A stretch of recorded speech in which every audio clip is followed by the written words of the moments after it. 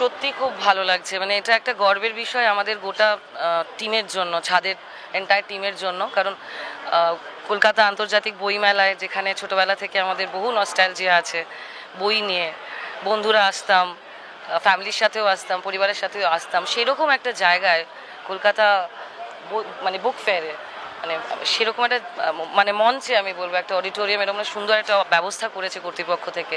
তাদেরকেও সাধুবাদ দেবো, তাদেরকে অসংখ্য ধন্যবাদ দেবো যে ছাদের পোস্টার লঞ্চ আর ছাদের ট্রেলার লঞ্চ আজকে সম্ভব হলো এখানে। সেইটা একটা হিস্টোরিকই আমি বলবো, কারণ এরকম আমার মনে হয় না আমার কোনো ছবির অ্যাটলিস্ট হয়নি, তোমরা আরও ভালো বলতে পারবে।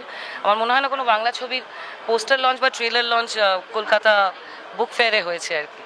So that's very special for all of us.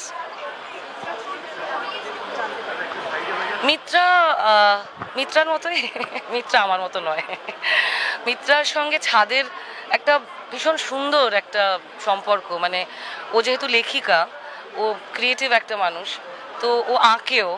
So ওর ছাদটা, যেটা খোলা আকাশের নিচে, ওই খোলা জায়গা একটা, সেইটা ওর সব থেকে প্রিয় জায়গা।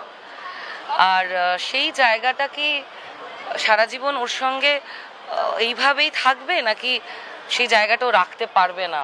সো অনেক কিছু আছে গল্পটার মধ্যে, সেটা তোমরা 8ই মার্চ মুক্তি পাচ্ছে ছবি, দেখে নিও।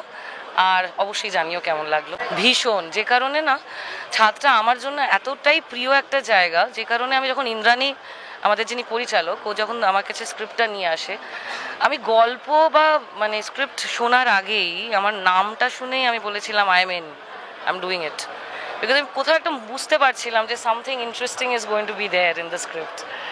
আর এইরকম গল্প সচরাচর লেখা হয় না, বিশেষ করে মহিলা কেন্দ্রিক ছবি, যেটা আমি বহু বছর ধরে করে এসেছি। আমার এন্টায়ার 20 বছরের ক্যারিয়ারে আমি সবসময় বেশিরভাগ উইমেন ওরিয়েন্টেড ফিল্মস, মহিলাদের যে সমস্যা, the taboos of the society, breaking the stereotype, এইগুলো নিয়ে আমি সবসময় কি বলবো, যে উইমেন এম্পাওয়ারমেন্ট নিয়ে সাবজেক্ট নিয়ে আমি সবসময় কাজ করেছি।